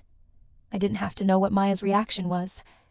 There's a particular kindness in not narrating what strangers or difficult relatives say about you in rooms where you're trying to work and earn money and keep your life running. On day 6 of the pause, my mother sent an email. 4 sentences. The cleanest apology we'd had in years. "I'm sorry for the visit. I should have emailed first. I'll follow the terms from now on. Can we meet next Thursday at noon?" My fingers typed yes before my brain finished reading the whole email. Then I stopped. I asked myself the question James had taught me to ask. Was the pause honored by both parties? I went back through my log. The cousin had tried to recruit the hotel front desk on day 2. That meant the system was still being tested. Steady meant I honored the full pause, even when the apology sparkled. I used the template I kept saved for situations like this, for near misses and almost compliance. "Thank you for your message. I'm keeping the full 14-day pause. On day 15, if you'd still like to meet, please email purpose plus 2 noon options for Panera Bread on Camelback Road. Quiet hours of 24 hours apply after any meeting." It felt cold when I sent it. It kept my nervous system from learning that partial compliance, plus a nice apology, could shortcut the consequences. My body needed to trust that I'd keep my own rules. On day 15, at 7:52 in the morning, an email arrived wearing proper clothes. The subject line said, "Check-in, purpose and options." The body said, "Purpose, check-in, options, Thursday or Friday next week, 12 to 12:20. Panera Bread on Camelback Road. Attendees, mom only." Not an apology, not a love letter, not a guilt trip. Logistics, structure, an adult human using the template. I chose Friday, because that gave me the full week to prepare myself emotionally and practically. I added one line that kindness knows how to carry after Steady has built the foundation. "If you bring a form you want help reading, I'll read it on paper with you at the table." Kindness, right-sized. 20 minutes. No history. Paper only. Friday at 11:54 a.m. I walked into that Panera Bread, and sat at the same table I always chose, back to the wall, clear line of sight to the entrance and to the clock on the wall. I'd added a new line to my terms card in pencil, because new rules should be added during calm moments, not during storms. Number 8. No gifts at doors or tables. Cards okay. Wrapped items go to lost and found. At 11:59, my mother arrived. She had a plain envelope in her hands, the kind that holds greeting cards, and she had no shopping bag, no wrapped box, no ambush presents. She saw the new line on the terms card sitting on the table, and she tapped it with one finger, like a person reading Braille for the first time. Card, she said, like she was confirming she'd understood the rule correctly. Steady had taught kind to be possible. I nodded. We kept check-in discipline. She showed me a photo on her phone of a dog that belonged to a neighbor. I asked the dog's name and age, because names and dates keep conversations from becoming trials. She told me the porch light timer at the old house was broken, and she hadn't been able to fix it. I didn't offer to come fix it. I didn't offer advice that would turn into an excuse for future contact outside our structure. I said, Ms. Chen taught me about porch angle tricks. I can email you the instruction sheet she gave me if you want to try it yourself. Logistics. Wearing a shirt with buttons. She took out a form from the plain envelope, an appointment card for a dentist, and she said, I don't understand if this is going to cost me money or if my insurance covers it. We read the form together, like we were conspiring with a pen against bureaucratic confusion, which in a way we were. We circled the parts that mattered. We looked up one insurance code on my phone. The form made sense after 5 minutes. No history got excavated. No old fights reserased. Just paper receiving attention. At 12:17, she asked for one small edit to our system. Could I text you just the word received after you send a summary email, just so you know I saw it? Kind said yes. Steady added terms. Received is fine during the quiet hours. Anything more than that one word waits until tomorrow after lunch. She wrote the word received on her copy of the fridge card in block letters, like she was practicing spelling. We both smiled, the kind of small smile that knows this is not a happy ending, but it's a workable Tuesday. And workable Tuesdays are miracles when you stop asking them to be more than they are. At 12:20 exactly, I made the split check gesture to our server, the universal signal that means, separate bills, please. Mine separate, I said. Not loud, not apologetic, just factual. Money is a boundary, whether you whisper it or paint it on a billboard. My mother didn't flinch this time. We'd done this before. She knew. We stood up. No hug, no promise of next time. Just, I'll send the summary by 4. She nodded. We walked out of that Panera Bread, and she turned left toward her car, and I turned right toward the bus stop. And the March sun was doing that thing where it's warm but not punishing. And I felt something I hadn't felt in years, which was, I might be able to keep this. Back at my apartment, I opened the plain envelope at my kitchen table, with the window open, and lavender smell drifting in from Ms. Chin's planted pot that she'd given me last month. Inside was a greeting card with a simple drawing of a tree on the front. Inside, 2 sentences in my mother's handwriting. I'm trying to be the kind of mother who can be kept. Thank you for not opening the door. I didn't cry, which surprised me. I just put the card in a clear sleeve in my proof folder, right behind the restraining order copy, the way you'd file a spring flower behind the winter you survived to get to it. Then I sat down and wrote my summary email using the 3-paragraph template I'd built. Paragraph 1, facts, time, place, attendees, duration. Paragraph 2, terms used and any new micro-rules added. Paragraph 3, next meeting date and correction window. I sent it with legal in the subject line, and my mother replied 6 hours later with one word, received. The quiet hours held. The system worked. I didn't get a miracle. I didn't get a Hallmark movie reunion. I got Tuesdays. And Tuesdays, when you stack enough of them end to end, they turn into a life you can actually live. The proof folder got thicker, but not with incident reports and emergency logs. It got thick with quiet. with receipts for split checks and confirmation emails, for kept appointments and summaries that said, "No violations this week." The porch light clicked on when it should. The door sensor ticked once when the latch caught. I slept 7 hours most nights, sometimes 8. What changed wasn't my family's weather patterns. They were who they were. What changed was my furniture. Safe boundary response on an index card in my back pocket. A terms list short enough to memorize. A budget that gave every dollar a job description. A proof folder even my 2 a.m. brain couldn't argue with. Schedules instead of storms. I loved people at the size of my week, at the scale I could sustain. And most days, they became easier to love because I wasn't trying to love them in ways that were killing me. When the next test came, and tests always come, because that's how humans check whether systems are real, I noticed something I used to miss entirely.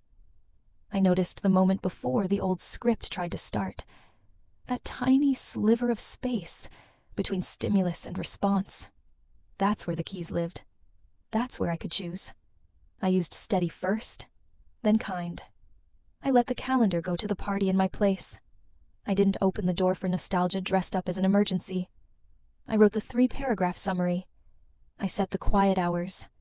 I watched the sky keep being sky. Kit never gave me speeches, or told me she was proud, or said she loved me like a daughter. She handed me verbs. Next rung. Math section. Next rung. Expo station. Next rung. Scheduler training if you want it. Ms. Chen didn't teach me metaphors about family or healing. She taught me to wipe the table with the grain. Corners last. And somehow that practical instruction made my mouth tell the truth in fewer words. Patricia didn't ask for my backstory, or need to know the details of my trauma. She slid me a tiny pencil and a PDF naming rule, and turned my chaos into stairs I could climb. These weren't grand gestures. These weren't the kind of moments that would make good movie scenes. They were repeatable moves. Small actions I could do again tomorrow, and the day after that. And repeatable, it turns out, is what actually heals. I kept one sentence taped to my refrigerator, because paper talks nicer than doubt ever could. You are not the emergency. You are the schedule. On good days, that sentence sounded like a shrug.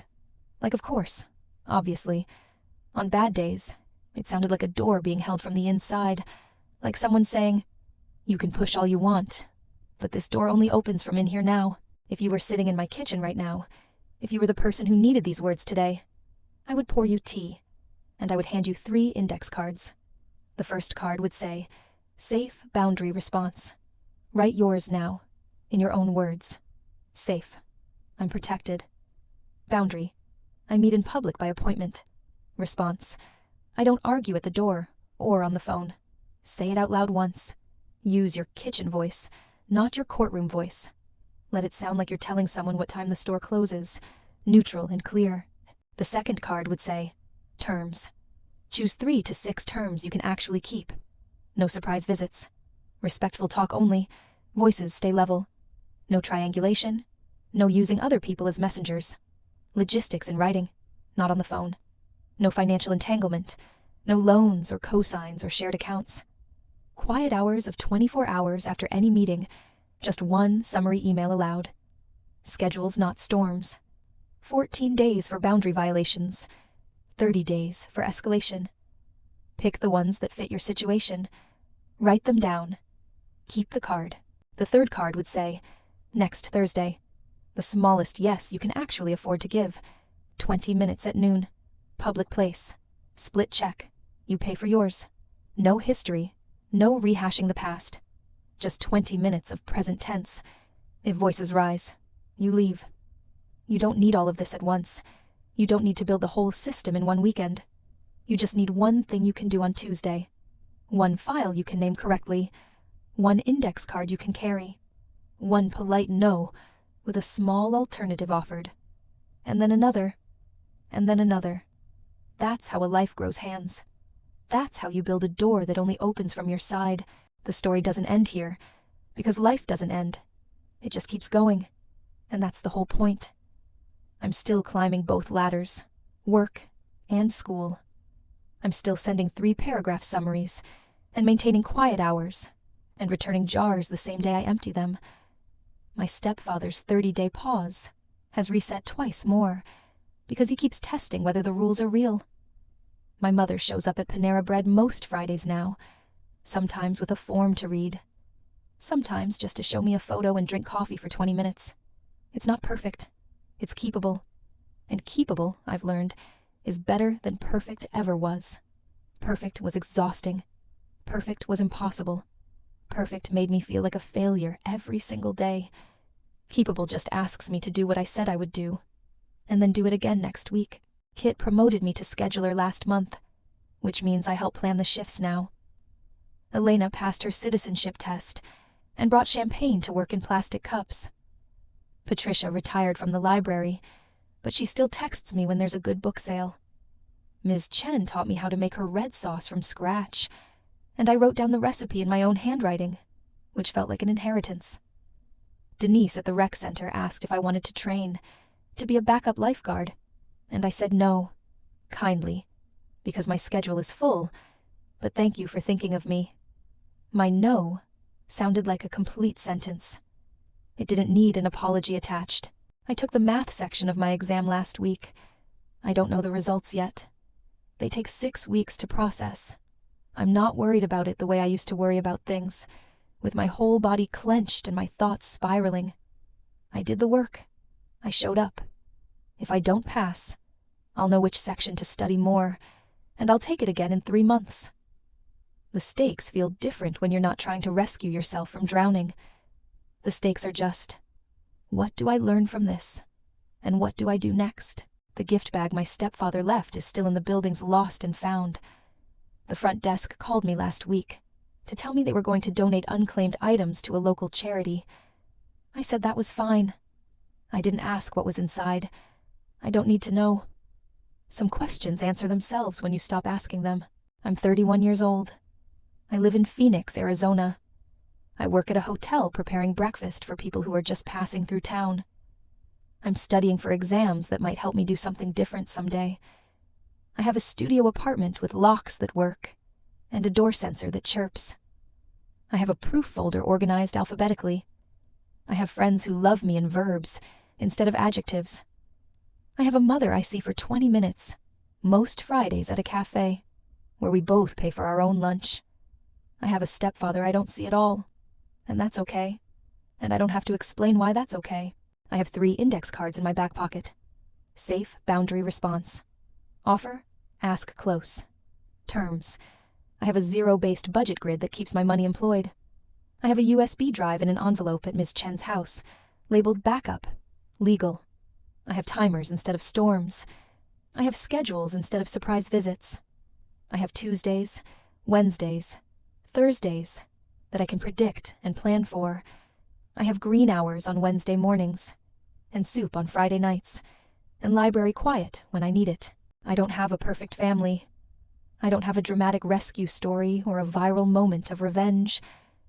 I don't have justice in the way movies show justice, with the bad people learning lessons and apologizing properly, and everyone crying and hugging. What I have is better than that. I have a system that I can use tomorrow. I have tools that fit in my pocket. I have people who show up at the time they said they'd show up. I have a life that's mine, held on my side of the door, protected by paper and schedules, and the small repeated promise that I will not open doors I've decided to keep closed. If you're reading this because you're where I was 2 years ago, because your phone is lighting up at midnight, and you can't remember the last time you slept through the night, because you keep apologizing for having boundaries, because you can't tell the difference between love and control anymore, I want you to know this. You don't have to be strong. You don't have to be ready. You don't have to have it all figured out. You just have to be willing to try one small thing. Name one file correctly. Save one receipt. Write 3 sentences on an index card. Set one timer. That's how it starts. Not with strength. Not with certainty. Just with one small structure that you can repeat tomorrow. The door sensor chirps once when the latch catches. The soup jar comes back clean. The grid gives money its jobs. The calendar holds the plan. The proof folder grows thicker with quiet. And you, reading this right now, you can grow yourself a life that fits, a Tuesday you can keep, a door that only opens from your side, one key at a time, one rung at a time, one kept promise at a time. That's how you build a life worth staying for. That's how you become the kind of person who can be kept, by yourself first, and then by the people who learn to love you at the size you actually are. The porch light clicks on at dusk. I'm home. I'm safe. The door is locked from the inside. Tomorrow I'll do it all again. And that's not a burden. That's the whole miracle. I get to do it again. I get tomorrow. And that's enough.